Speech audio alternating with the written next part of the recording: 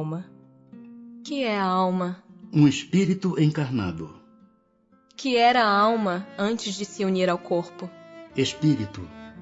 As almas e os espíritos são, portanto, idênticos? A mesma coisa? Sim. As almas não são senão os espíritos. Antes de se unir ao corpo, a alma é um dos seres inteligentes que povoam o mundo invisível, os quais temporariamente revestem um invólucro carnal para se purificarem e esclarecerem. Há no homem alguma outra coisa além da alma e do corpo? Há o laço que liga a alma ao corpo.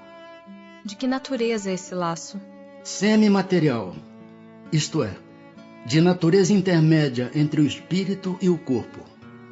É preciso que seja assim, para que os dois se possam comunicar um com o outro.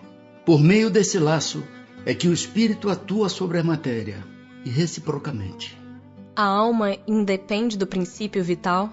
O corpo não é mais do que envoltório, repetimos-lo constantemente. Pode o corpo existir sem a alma? Pode. Entretanto, desde que cessa a vida do corpo, a alma o abandona. Antes do nascimento, ainda não há união definitiva entre a alma e o corpo. Enquanto que depois de essa união se haver estabelecido, a morte do corpo rompe os laços que o prendem à alma e esta o abandona. A vida orgânica pode animar um corpo sem alma, mas a alma não pode habitar um corpo privado de vida orgânica. Que seria o nosso corpo se não tivesse alma? Simples massa de carne sem inteligência. Tudo o que quiserdes, exceto um homem. Um espírito pode encarnar a um tempo em dois corpos diferentes? Não. O espírito é indivisível e não pode animar simultaneamente dois seres distintos. Que se deve pensar da opinião dos que consideram a alma o princípio da vida material? É uma questão de palavras com que nada temos. Começai por vos entenderdes mutuamente. Alguns espíritos, e antes deles, alguns filósofos definiram a alma como sendo uma centelha anímica emanada do grande todo. Por que essa contradição? Não há contradição. Tudo depende das acepções das palavras. Por que não tendes uma palavra para cada coisa? Que se deve pensar da teoria da alma subdividida em tantas partes quantos são os músculos e presidindo assim a cada uma das funções do corpo? Ainda isto depende do sentido que se empreste à palavra alma. Se se entende por alma o fluido vital, essa teoria tem razão de ser. Se se entende por alma o espírito encarnado, é errônea. Já dissemos que o espírito é indivisível. Ele imprime movimento aos órgãos, servindo-se do fluido intermediário, sem que para isso se divida. Entretanto, alguns espíritos deram essa definição. Os espíritos ignorantes podem tomar o efeito pela causa. Há alguma coisa de verdadeiro na opinião dos que pretendem que a alma é exterior ao corpo e o circunvolve? A alma não se acha encerrada no corpo, qual pássaro numa gaiola. Irradia e se manifesta exteriormente, como a luz através de um globo de vidro ou como o som em torno de um centro de sonoridade. Neste sentido, se pode dizer que ela é exterior, sem que por isso constitua o envoltório do corpo. A alma tem dois invólucros, um sutil e leve. É o primeiro, ao qual chamas perispírito. Outro grosseiro, material e pesado, o corpo. A alma é o centro de todos os envoltórios, como o germe em um núcleo. Já o temos dito. Que dizeis dessa outra teoria, segundo a qual a alma, numa criança, se vai completando a cada período da vida? O espírito é uno e está todo na criança como no adulto. Os órgãos ou instrumentos das manifestações da alma é que se desenvolvem e completam. Ainda aí, tomam o efeito pela causa. Por que todos os espíritos não definem do mesmo modo a alma?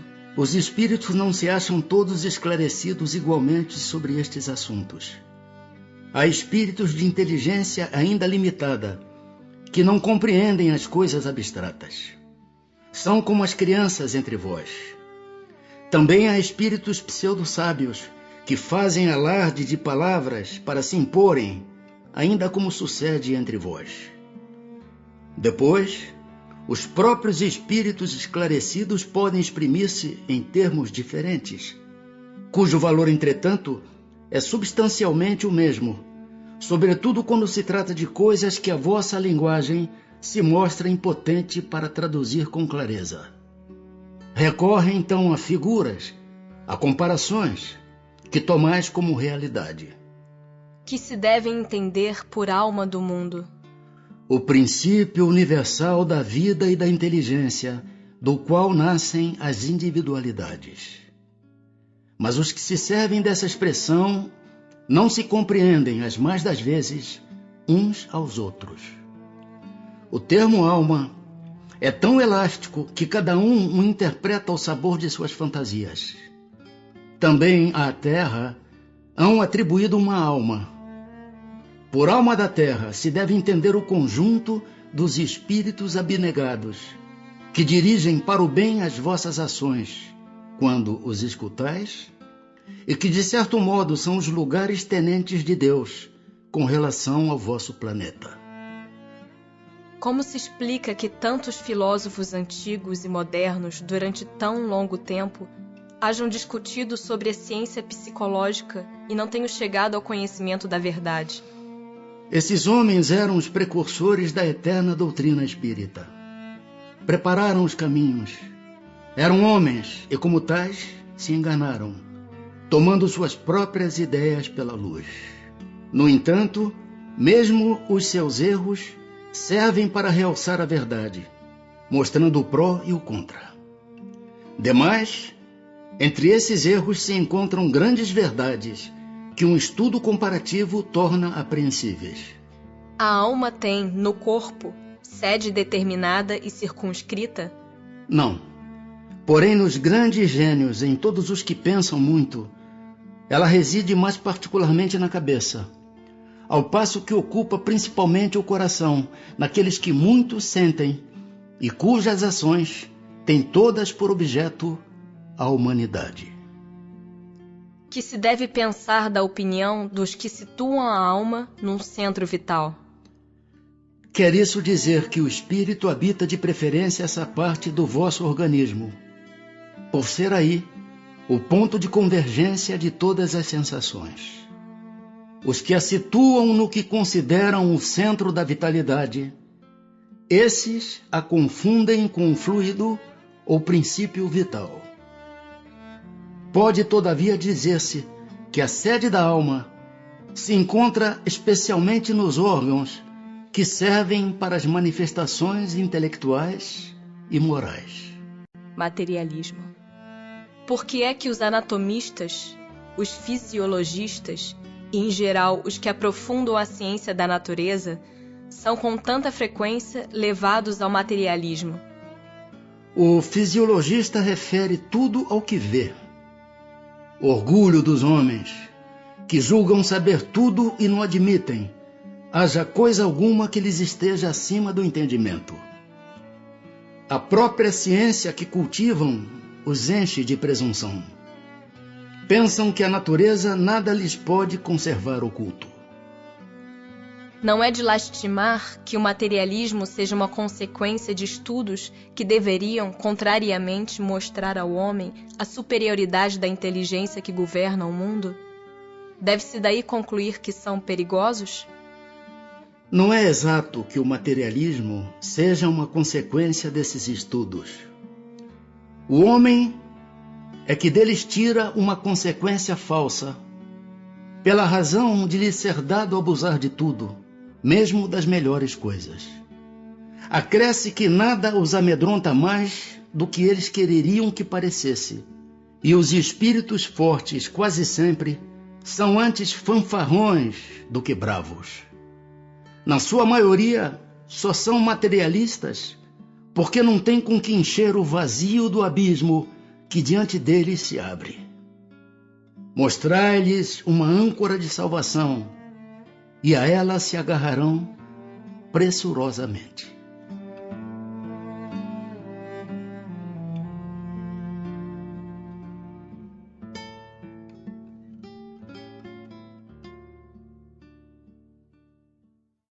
Capítulo 3. Da volta do espírito, extinta a vida corpórea, à vida espiritual.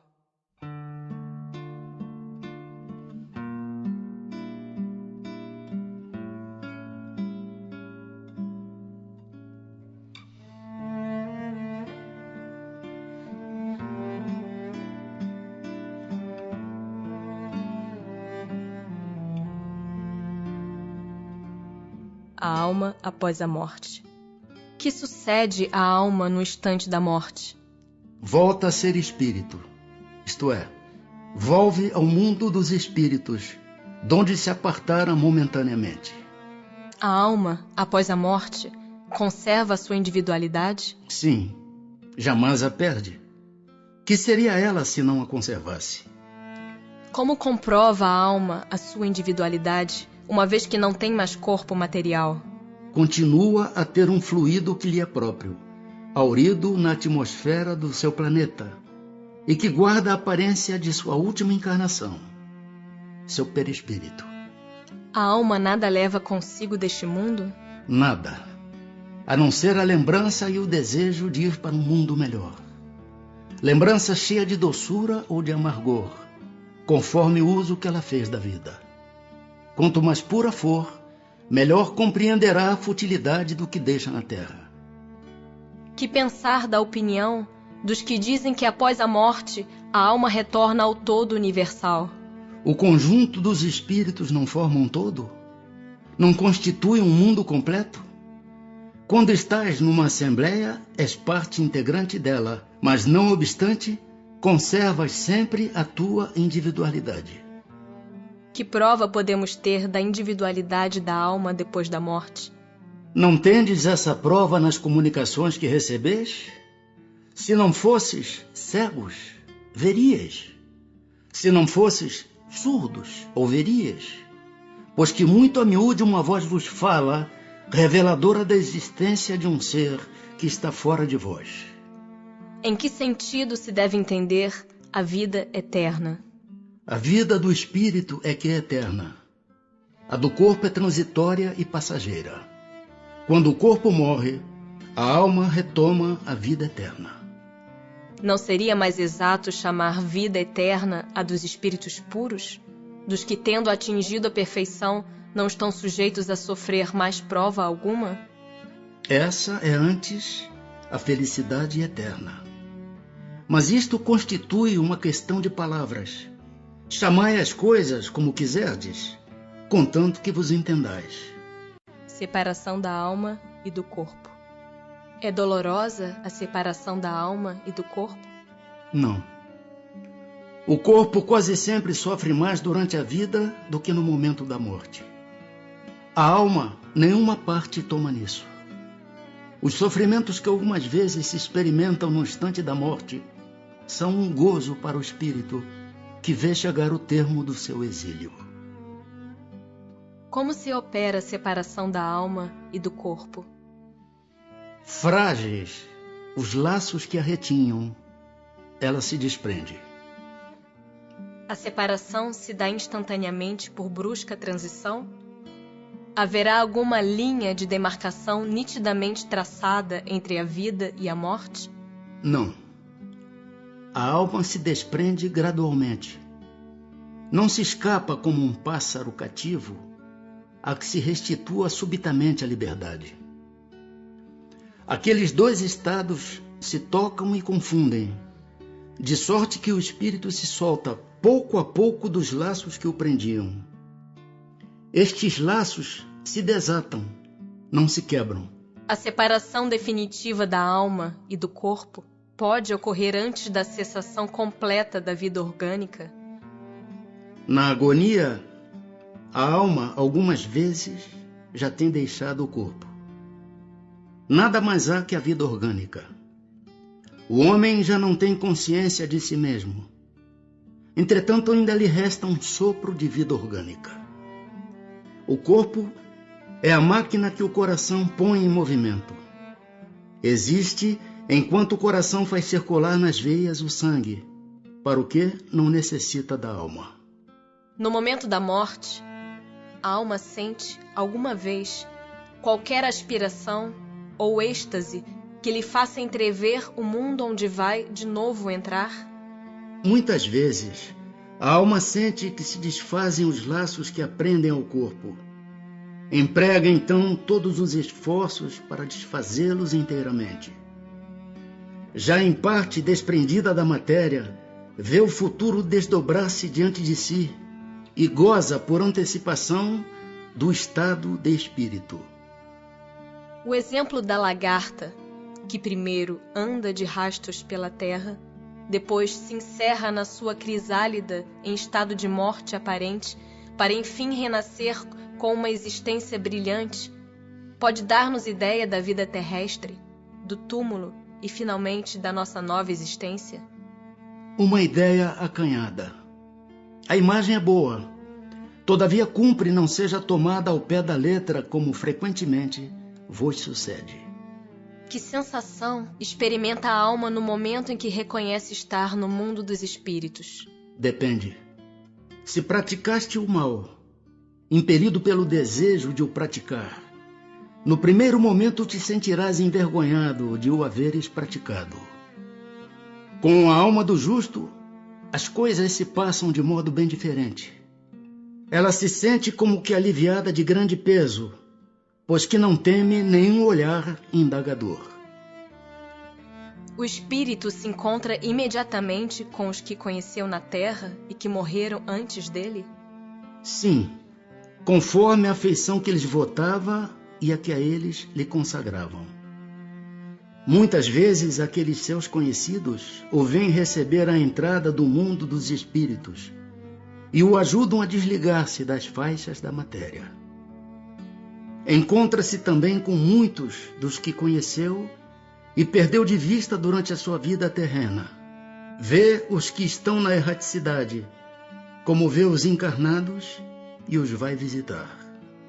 Em caso de morte violenta e acidental, quando os órgãos ainda não se enfraqueceram em consequência da idade ou das moléstias, a separação da alma e a cessação da vida ocorrem simultaneamente? Geralmente assim é. Mas em todos os casos, muito breve é o instante que medeia entre uma e outra. Após a decapitação, por exemplo, conserva o homem por alguns instantes a consciência de si mesmo?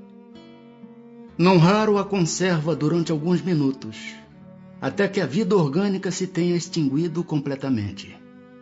Mas também quase sempre a apreensão da morte lhe faz perder aquela consciência antes do momento do suplício.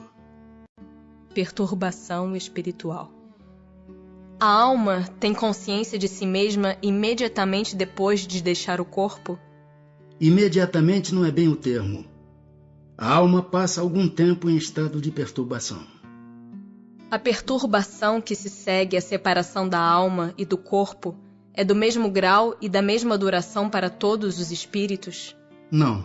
Depende da elevação de cada um.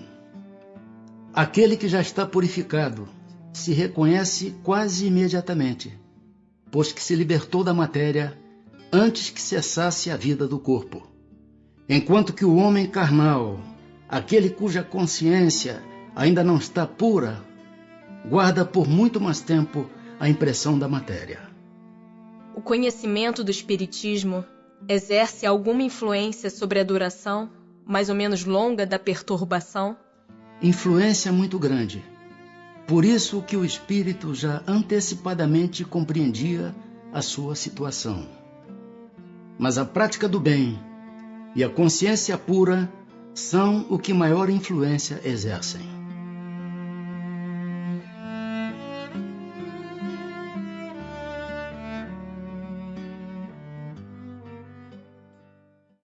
Capítulo 4. Da pluralidade das existências.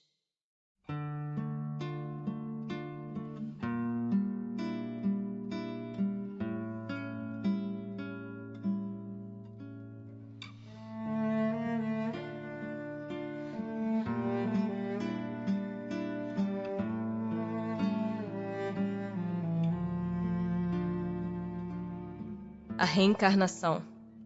Como pode a alma, que não alcançou a perfeição durante a vida corpórea, acabar de depurar-se? Sofrendo a prova de uma nova existência. Como realiza essa nova existência? Será pela sua transformação como espírito? Depurando-se, a alma indubitavelmente experimenta uma transformação. Mas para isso necessária lhe é a prova da vida corporal. A alma passa então por muitas existências corporais? Sim, todos contamos muitas existências. Os que dizem o contrário pretendem manter-vos na ignorância em que eles próprios se encontram. Esse o desejo deles. Parece resultar desse princípio que a alma, depois de haver deixado um corpo, toma outro, ou então que reencarna em novo corpo. É assim que se deve entender? Evidentemente. Qual o fim objetivado com a reencarnação? Expiação. Melhoramento progressivo da humanidade. Sem isto, onde a justiça? É limitado o número das existências corporais ou o espírito reencarna perpetuamente? A cada nova existência, o espírito dá um passo para diante na senda do progresso. Desde que se ache limpo de todas as impurezas, não tem mais necessidade das provas da vida corporal. É invariável o número das encarnações para todos os espíritos? Não. Aquele que caminha depressa a muitas provas se poupa. Todavia, as encarnações sucessivas são sempre muito numerosas, porquanto o progresso é quase infinito. O que fica sendo o espírito depois da sua última encarnação? Espírito bem-aventurado, puro espírito. Justiça da reencarnação. Em que se funda o dogma da reencarnação? Na justiça de Deus e na revelação, pois incessantemente repetimos: o bom pai deixa sempre aberta a seus filhos uma porta para o arrependimento. Não te diz a razão que seria injusto privar para sempre da felicidade eterna todos aqueles de quem não dependeu o melhorarem-se? Não são filhos de Deus todos os homens? Só entre os egoístas se encontram a iniquidade, o ódio implacável e os castigos sem remissão. Encarnação nos diferentes mundos. As nossas diversas existências corporais se verificam todas na Terra? Não. Vivemo-las em diferentes mundos. As que aqui passamos não são as primeiras nem as últimas. São, porém, das mais materiais e das mais distantes da perfeição. A cada nova existência corporal, a alma passa de um mundo para outro? Ou pode ter muitas no mesmo globo? Pode viver muitas vezes no mesmo globo, se não se adiantou bastante para passar a um mundo superior. Podemos então reaparecer muitas vezes na Terra? Certamente. Podemos voltar a este, depois de termos vivido em outros mundos? Sem dúvida. É possível que já tenhas vivido em outros mundos e na Terra. Tornar a viver na Terra constitui uma necessidade? Não. Mas se não progredistes, podereis ir para outro mundo que não valha mais do que a Terra, e que talvez até seja pior do que ela. Haverá alguma vantagem em voltar-se a habitar a Terra? Nenhuma vantagem particular, a menos que seja em missão, caso em que se progride aí, como em qualquer outro planeta. Não se seria mais feliz permanecendo na condição de espírito? Não. Estacionar-se-ia, e o que se quer é caminhar para Deus. Depois de haver encarnado noutros mundos, podem os espíritos encarnar neste, sem que jamais aí tenham estado? Sim, do mesmo modo que vós em outros. Todos os mundos são solidários. O que não se faz num, faz-se noutro. Assim, homens há que estão na Terra pela primeira vez? Muitos, e em graus diversos de adiantamento. Pode-se reconhecer, por um indício qualquer, que um espírito está pela primeira vez na Terra? Nenhuma utilidade teria isso. Para chegar à perfeição e à suprema felicidade, destino final de todos os homens, tem o espírito que passar pela fieira de todos os mundos existentes no universo? Não, porquanto muitos são os mundos correspondentes a cada grau da respectiva escala, e o espírito, saindo de um deles, nenhuma coisa nova aprenderia nos outros do mesmo grau. Como se explica, então, a diversidade de suas existências em um mesmo globo? De cada vez poderá ocupar posição diferente das anteriores. E nessas diversas posições se lhe deparam outras tantas ocasiões de adquirir experiência. Podem os espíritos encarnar em um mundo relativamente inferior a outro onde já viveram? Sim, quando em missão, com o objetivo de auxiliarem o progresso, caso em que aceitam alegres as tribulações de tal existência, por lhes proporcionar meio de se adiantarem. Mas não pode dar-se também por expiação? Não pode Deus degradar para mundos inferiores espíritos rebeldes? Os espíritos podem conservar-se estacionários, mas não retrocedem. Em caso de estacionamento, a punição deles consiste em não avançarem, em recomeçarem, no meio conveniente à sua natureza, as existências mal empregadas.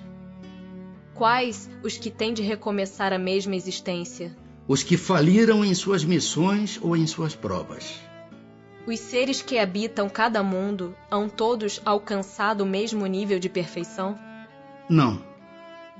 Dá-se em cada um o que ocorre na Terra.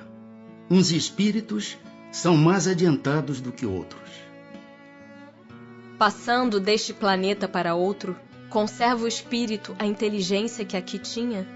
Sem dúvida, a inteligência não se perde. Pode, porém, acontecer que ele não disponha dos mesmos meios para manifestá-la, dependendo isto da sua superioridade e das condições do corpo que tomar.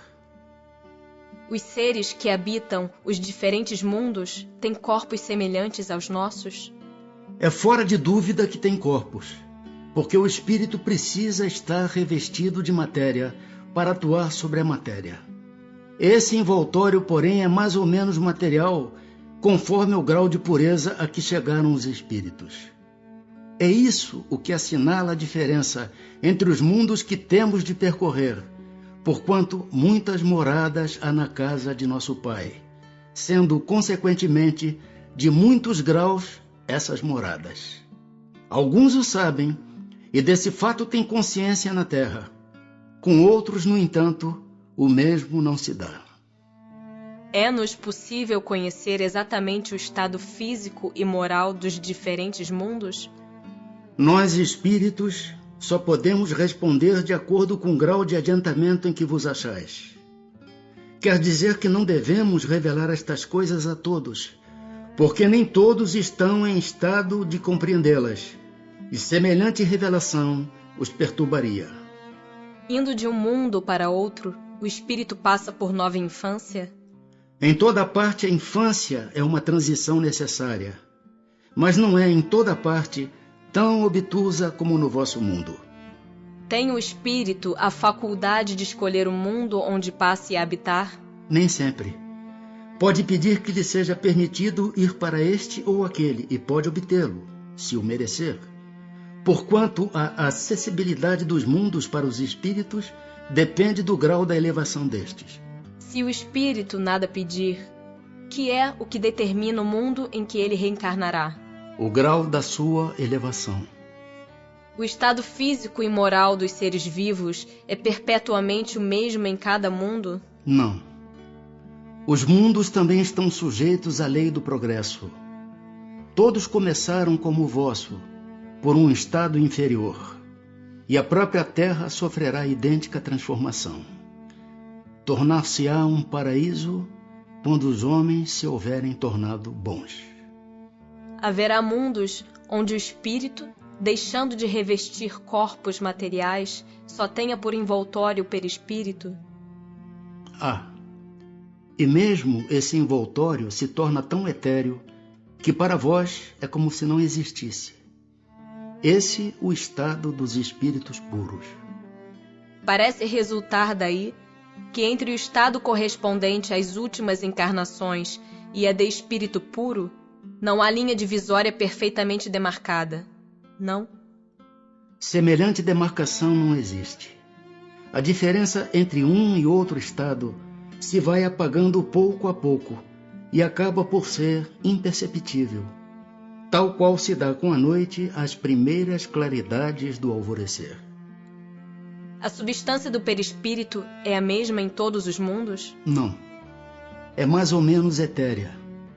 Passando de um mundo a outro, o espírito se reveste da matéria própria desse outro, operando-se, porém, essa mudança com a rapidez do relâmpago. Os espíritos puros habitam mundos especiais? Ou se acham no espaço universal sem estarem mais ligados a um mundo do que a outros? Habitam certos mundos, mas não lhes ficam presos, como os homens à terra. Podem, melhor do que os outros, estar em toda parte. Transmigrações progressivas. Desde o início de sua formação, goza o espírito da plenitude de suas faculdades? Não, pois que para o espírito como para o homem, também há infância. Em sua origem, a vida do espírito é apenas instintiva. Ele mal tem consciência de si mesmo e de seus atos. A inteligência só pouco a pouco se desenvolve. Qual o estado da alma na sua primeira encarnação? O da infância na vida corporal.